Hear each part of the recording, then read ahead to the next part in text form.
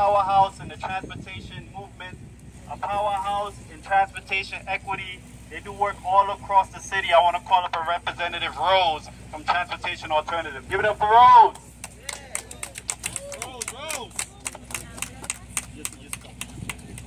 Okay, hi everybody. My name is Rose. I am the Staten Island and South Brooklyn organizer with Transportation Alternatives, or the way I like to say it, I am the organizer for the outer parts of the outer boroughs, the areas most ignored by our elected officials. Now, when I'm talking about bringing transportation options to these areas, it could be getting more bike lanes, it could be getting more bus lanes, it could be getting better bus service, it could be bringing City Bike out here, or we could be talking about ferries. But no matter what we're talking about, whenever I go into those conversations, I always get the same answer.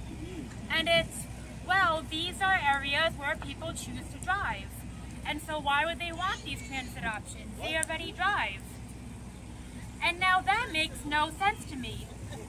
If you go to an area and you give them no options and you make them car dependent, and then you use that as a reason to not give them options, then all you're doing is finding an excuse to ignore working class communities, to ignore immigrant communities, to ignore communities that are furthest from Manhattan, from downtown Brooklyn, from our tourist destinations, and you're just finding an excuse to do what's convenient for you. That's not logic, and that's not an answer, and that's also not equity.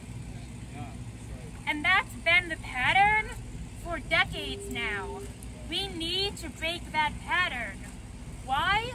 Because bringing better transit options to all of the areas furthest from Manhattan, furthest from downtown Brooklyn, bringing more transit options to the communities that need them mean better options for work, it means better educational opportunities, it means opportunities to improve your life.